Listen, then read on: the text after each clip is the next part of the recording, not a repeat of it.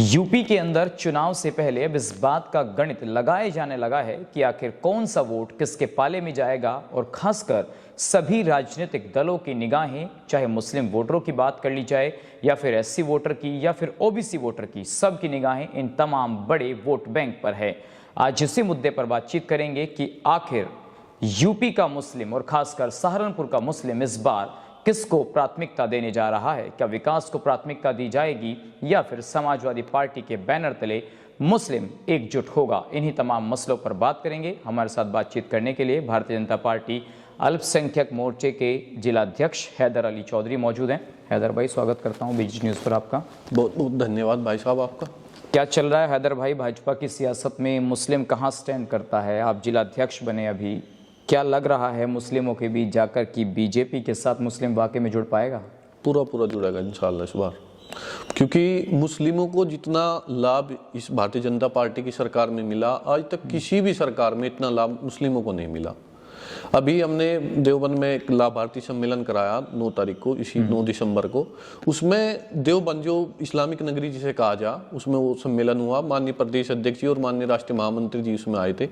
तो उसमें लगभग 3000 लोगों की संख्या वहां पहुंची और सभी ने बिल्कुल अपने तन मन धन से पूरा मतलब साथ देने का वादा किया प्रदेश अध्यक्ष जी के सामने कि इस बार का मुस्लिम जो है, वो देवबंद का मुस्लिम हो या सहारनपुर का हो या मुरादाबाद का हो या रामपुर का हो, कहीं का भी हो, वो सब इस बार भारतीय जनता पार्टी। कितना लग रहा है हैदर भाई कि इस बार खासकर, चलिए यूपी की भी बात हम करेंगे, सहारनपुर के अंदर मुस्लिम कितना परसेंट आप मान रहे हैं? 100 में से कितना प्रतिशत भाजपा को मिलने की उम्मीदें हैं? मुझे लग रहा है कि कम से कम 30% मुस्लिम जो है वो भारतीय जनता पार्टी को वोट करेगा। तो पिछली बार से ज्यादा बढ़ गया है इस बार। पिछली बार तो लगभग 3% था, 2 से 3% मुस्लिम जो था वो भारतीय जनता पार्टी को वोट कर रहा था।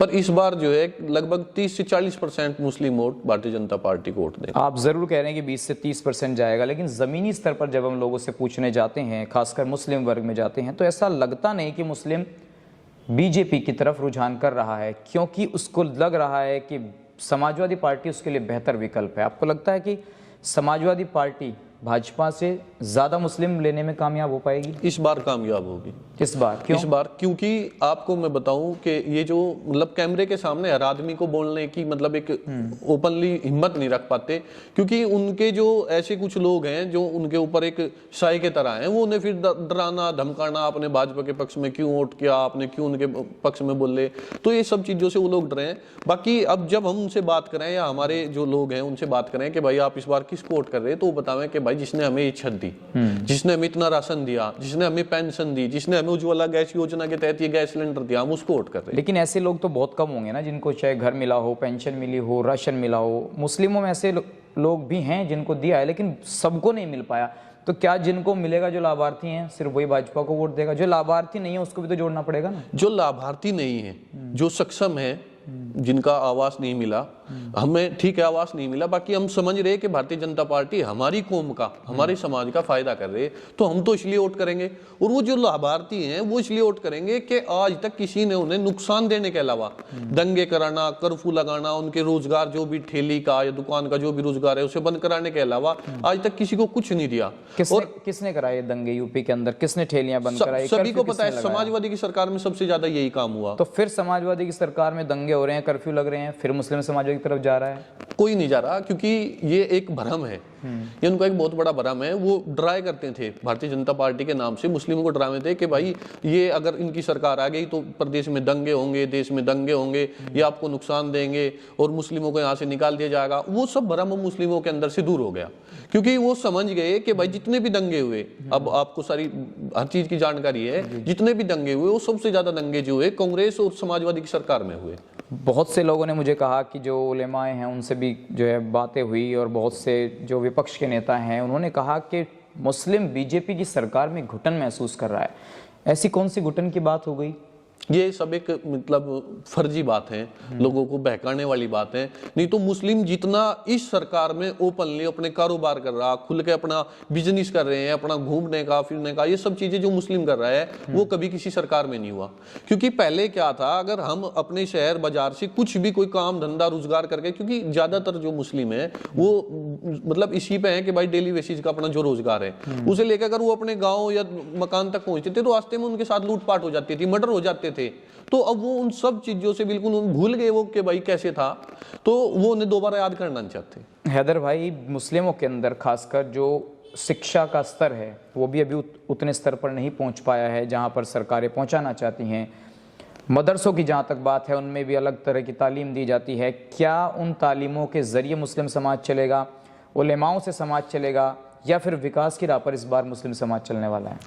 मुस्लिम जो है, मैं अगर आपको मदरसे की बात करूं, मदरसों में भी अब जो पढ़ाई हुई वो आधुनिक होगी, क्योंकि माननीय मोदी जी का एक नारा था कि मैं चाहता हूं कि एक हाथ में कुरान शरीफ हो और एक हाथ में लैपटॉप हो, उसी पे चल रहा है। मदरसों में सभी जगह, हर मदरसे में, कोई छोटा मदरसा हो या बड़ा हो, सब जगह इंग्लिश और कंप्यूटर, संस्कृत, हिंदी, ये सब चीजें की तालीम, दीनी तालीम के साथ साथ अरबी और उर्दू के साथ साथ ये भी तालीमें दी जा रही है, और इसी के विकास पे चलेगा।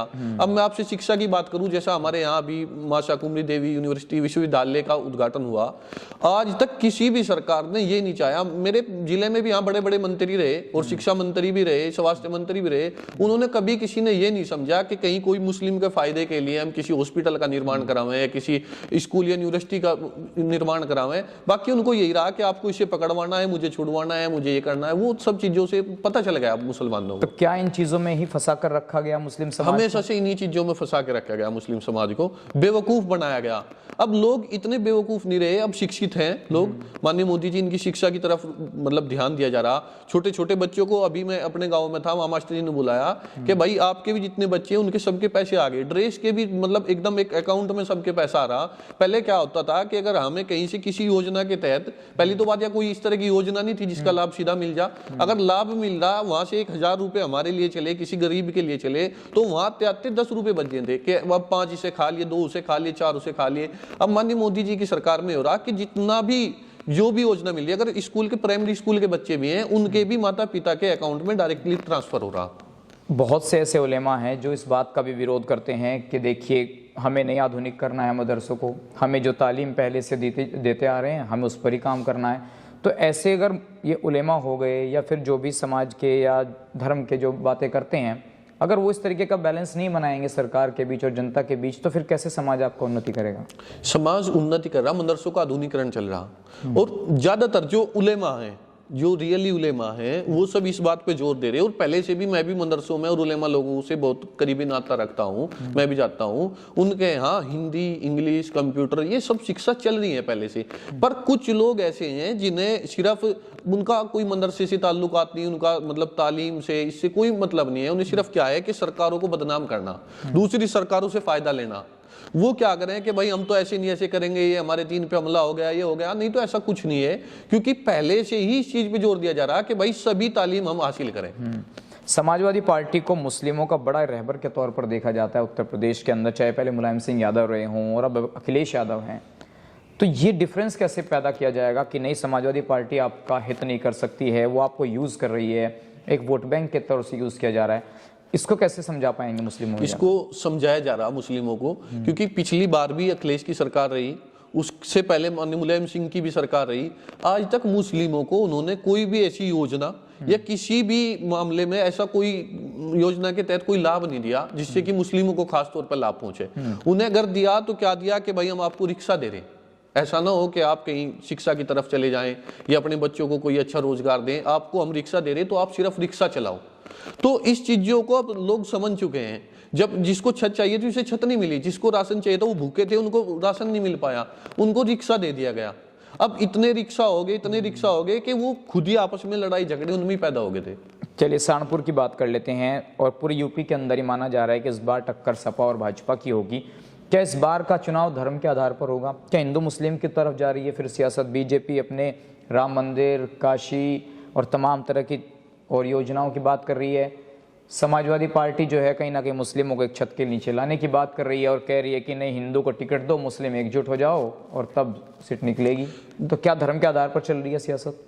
सपा का तो काम ही यही है कि धर्म के आधार पर वो सियासत करे। समाजवादी पार्टी ने हमेशा से धर्म के आधार पर सियासत की कि जब हमारे समाज के हज कमेटी के सामने गए, वहाँ उस पर कलर अगर करा दिया तो टोपी ओढ़ के वहाँ जाकर फोटो खिंचवा लिए, बाकी उनको फायदा कुछ नहीं पहुंचा।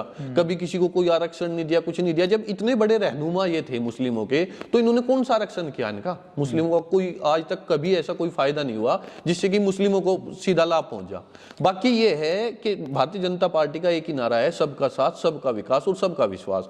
उसी के नारे को लेकर उसी विकास के मुद्दे पे चुनाव होगा और सभी को योजनाओं का लाभ मिल रहा है। उसमें किसी को भी नहीं देखा गया कि भाई धर्म के आधार पर योजनाओं का लाभ मिलेगा।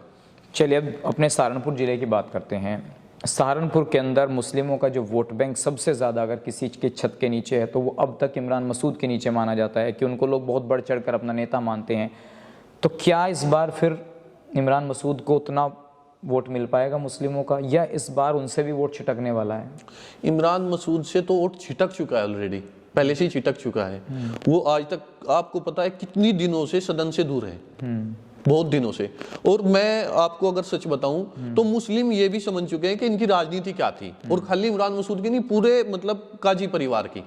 इन्होंने किस मुद्दे पर राजनीति की, जो मैं अभी आपको बताता हूं, वो सब इन्हीं का मामला था कि मुस्लिमों को शिक्षा से दूर रखा और इन लोगों को लड़ाई झगड़ा और मतलब यही आपस में लूट पाट, यही चीजें इन्हें सिखाई और इन्होंने इनका नाश किया। खासतौर पर मेरे समाज का, मुस्लिम गुजर समाज को इन्हें सबसे ज्यादा इस्तेमाल किया।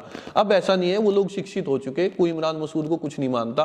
और मैं कहूं तो मैं तो उसे इंसानियत के तौर पे भी कुछ नहीं समझता, क्योंकि उसको ये नहीं पता, वो तो हमारे उलेमा लोगों के बारे में कुछ भी बक दे, देवबंदी उलेमाओं के बारे में वो कुछ भी बक देगा, वो मौलाना ये मुफ्ती अब्दुल गनी साहब के बारे में वो कुछ भी कह देगा, वो किसी के बारे में भी कुछ भी कह देगा, किसी को गाली देना शुरू कर देगा। वो सब ये जितनी भी हरकतें करेगा वो मुस्लिमों के साथ करेगा या उलेमाओं के साथ करेगा। वो ये मैं तो उसका बिल्कुल उसे एक इंसान भी नहीं समझता।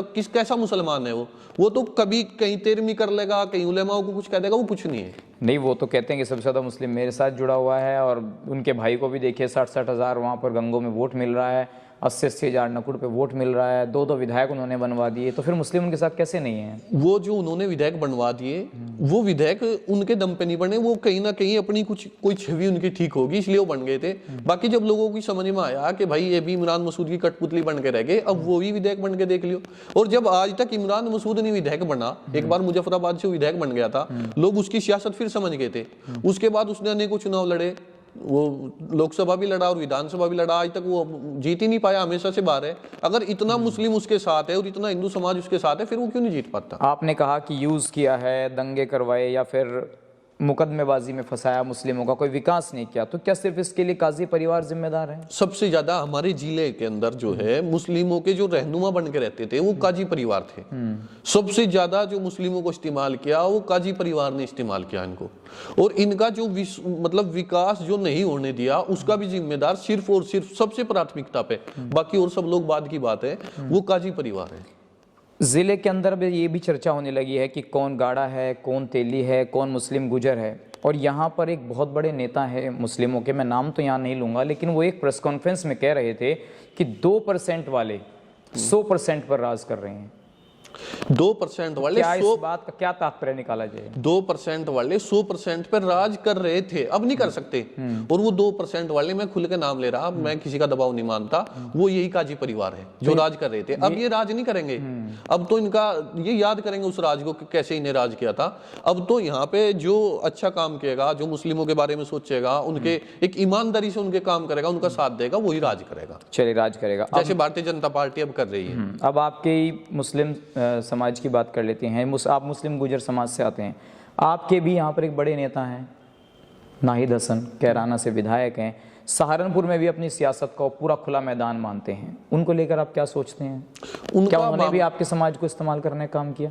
उनका मामला जो है वो शामली से है, और उनका यहाँ जो मैं आपको बताऊं सच्चाई, यहाँ सहारनपुर में अगर वो सियासत कर रहे हैं तो इसलिए कर रहे हैं कि काजियों से छुटकारा मिल जाए हमारे समाज को। और उनका ये इस्तेमाल करना या फिर ये कुछ भी, वो तो सबको पता है वो किस तरह के नेता हैं और वो क्या काम कर रहे हैं। बाकी उनकी लड़ाई जो है वो काजी परिवार से ही इसलिए है कि उलेमा लोगों के बारे में कुछ भी कह दें, ये हमारे समाज के बारे में कुछ भी कह दें, तो इसलिए वो एक मतलब समाज के नाते यहाँ पे आके और इनको खुले में चैलेंज कर रहे हैं। यानी कि इमरान मसूद, काजी परिवार और मुनव्वर हसन का परिवार इस बात से इत्तेफाक नहीं रखता कि यहाँ पर काजी परिवार मुस्लिमों का हित कर रहा है, या फिर उनके कुछ अंदरूनी राजनीतिक डिफरेंसेस हैं? अंदरूनी राजनीति कुछ नहीं है। सच्चाई ये है कि ये कोई भी ऐसे नहीं है कि भाई मुस्लिमों का मतलब कहीं ना कहीं हित करें।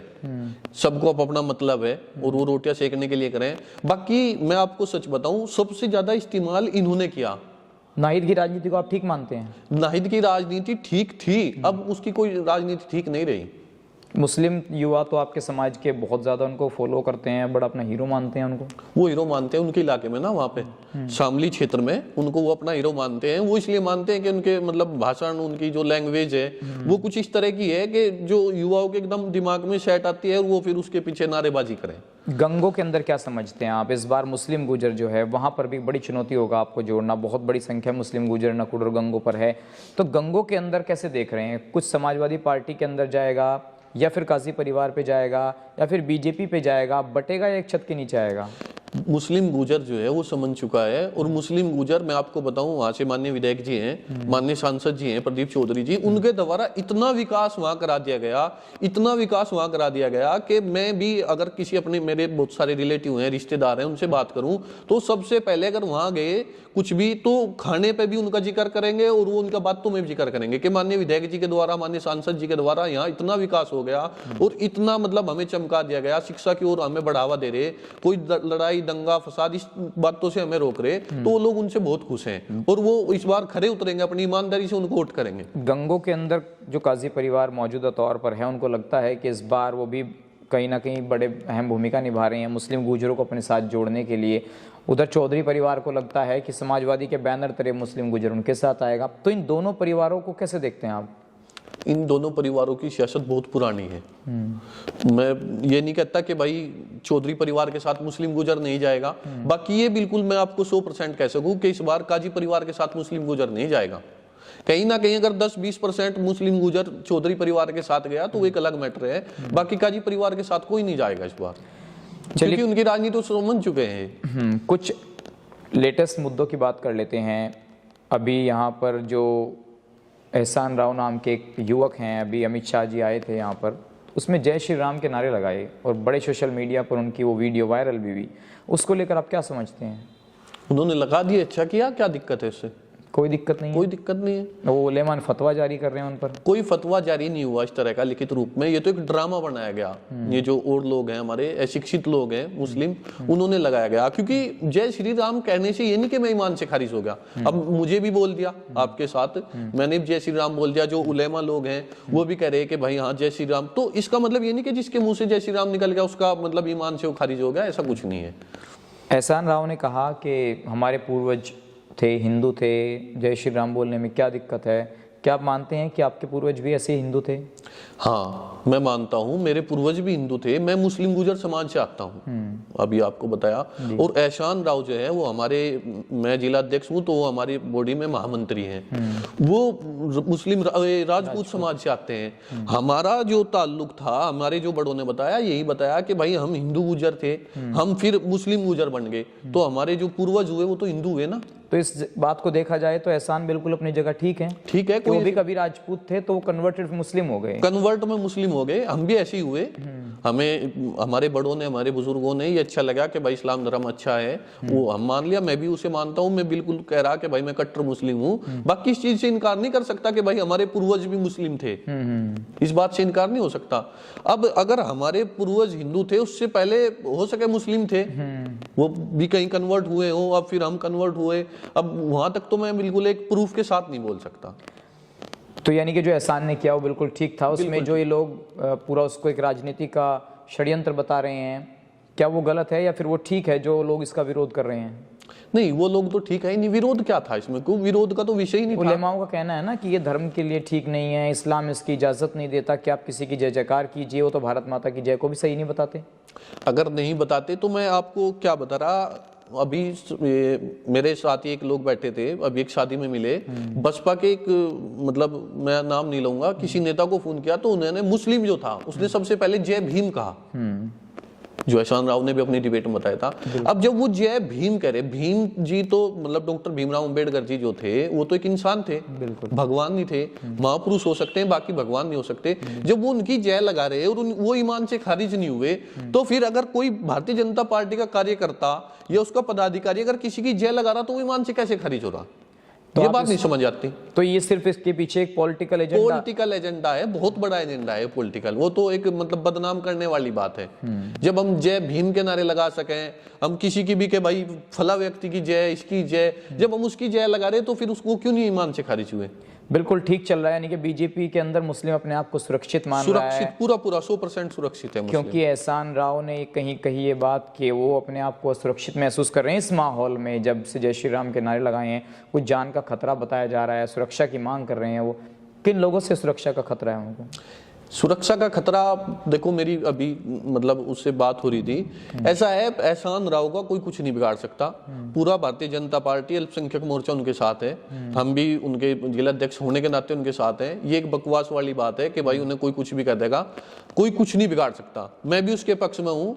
मैं हैदर गुर्जर, गाँव तुरमत खेड़ी है, जिसे जो करना मेरा बिगाड़ना मेरा बिगाड़ लो, कोई कुछ नहीं बिगाड़ पाएगा। अब बात करते हैं एक बड़े चेहरे की जो चेयरमैन भी रह चुके हैं वक्फ बोर्ड के, तो वो हिंदू धर्म अपना लेते हैं, तो उसको लेकर आपका क्या मानना है?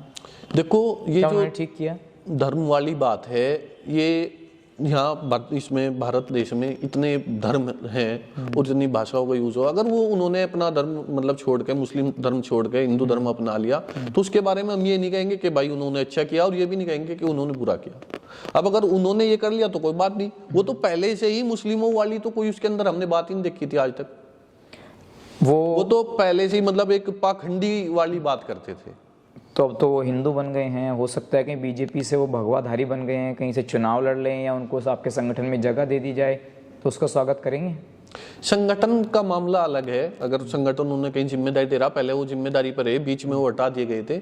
ऐसा नहीं है कि भाई भारतीय जनता पार्टी उसी को जिम्मेदारी देगी जो मतलब हिंदू धर्म अपनावेगा या हिंदू धर्म ज्वाइन कर लेगा, मुस्लिम धर्म छोड़ देगा, ऐसा कुछ नहीं। कुल मिलाकर जो आपकी बीजेपी, बस एक दो सवाल, और ये कहा जाता है कि हिंदुओं की बात करती है, मुस्लिमों की बात नहीं करती, तुष्टीकरण का जो आरोप विपक्ष लगाता है बीजेपी के ऊपर, आप उसको मानते हैं कि हिंदुओं की बात होती है सिर्फ बीजेपी के अंदर? नहीं, ऐसा तो आज तक हुआ ही नहीं। मैंने अभी आपको बताया कि किसी भी योजना में ऐसा नहीं हुआ कि भाई ये हिंदू समाज के लिए है या ये किसी एक विशेष समाज के लिए है। जो भी योजना आ रही है, जहां भी जो भी बात हो रही है, वो सब समान सबके लिए है, सबका साथ सबका विकास, इसी पे काम चल रहा। सहारनपुर के अंदर अच्छा परफॉर्मेंस रहेगा मुस्लिमों का बीजेपी के प्रति? बहुत टॉप का रहेगा। देवबंद वाले कार्यक्रम से हमें लग रहा कि इस बार जो है शुरुआती, क्योंकि प्रथम विधानसभा यही है, विधानसभा संख्या 1, तो यहीं से भारतीय जनता पार्टी जीत शुरू करेगी अपनी। चलिए, बहुत धन्यवाद हैदर भाई हमसे बातचीत करने के लिए। तो हैदर चौधरी का ये मानना है कि इस बार बीजेपी के साथ मुस्लिम पिछली बार से अधिक जुड़ने में संगठन भी उसके लिए बहुत महत्वपूर्ण भूमिका निभाएगा, और क्या वाकई में मुस्लिम जो है वो बीजेपी के साथ जुड़ेगा, ये देखना काफी अहम होगा। फिलहाल इस वीडियो में बस इतना ही। खबर को अगर आप फेसबुक पर देख रहे हैं तो हमारे फेसबुक पेज को लाइक और फॉलो जरूर कीजिए, और अगर आप यूट्यूब पर देख रहे हैं तो हमारे चैनल को यूट्यूब पर जाकर अभी सब्सक्राइब कीजिए।